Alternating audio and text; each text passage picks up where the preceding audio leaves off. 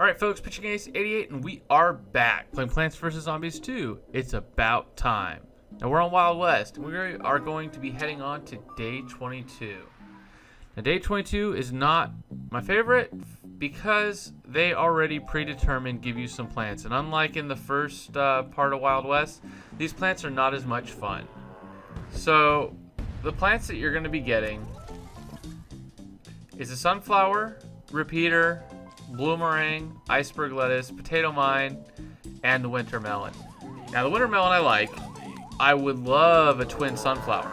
However, you don't really have that luxury. So what my recommendation is to do is to plant as many sun as you possibly can in the beginning to hopefully build up some of your sun. So as you'll see, I'm going to plant as much sun I can in that first little bit. If you had a twin sunflower, it would make this a lot easier. You wouldn't have to plant that many, and it wouldn't take as much space, because that's really going to affect you kind of going forward. You also don't have any spike weeds. You are going to be facing some chicken coops, and chicken coops are really nice when you have some spike weeds. Don't have that opportunity here. That being said, if you start off with this much sun in the very beginning, you should really be able to have the ability to plant a winter melon. Now put it in the very back row, because again, in the very back row he is going to be doing damage.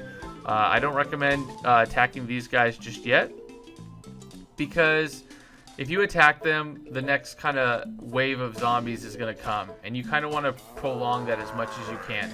Now in every row up until right in between, there's 2 columns left that I kind of have here before there's the minecart. You do have the ability to plant something. I chose repeaters. They do a lot of damage to the first row. It's something very, very important, I feel. Now you'll notice that buckethead in the top, you want to make note of him. Because he is up there, you want to plant that potato mine. Now in that middle row, you're going to have the fantastic zombie that has the metal plate on him. Because of that, put the repeater in that row. 4 shots should be able to take him out. But right when you get to about this first flag, you'll notice that the chickens are starting to come. Chickens are not fun. Again, once you hit them once, the chickens start to run. You can definitely use your plant food on the winter melons. It does great amount of damage. Now if you have 2 repeaters in a row, you shouldn't have a problem with the chickens. You might have problems at certain points, just because with multiple chicken guys, they do really, really good damage.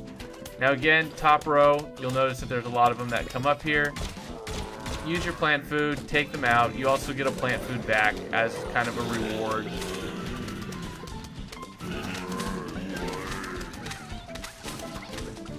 So this is going to take away one of my repeaters, which is perfectly fine.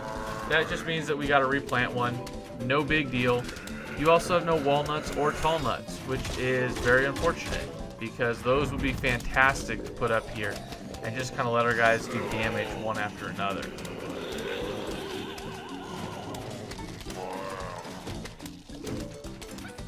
Now you'll notice that middle row is going to provide some sort of a problem, and that's just because the chickens again do pretty good damage to us.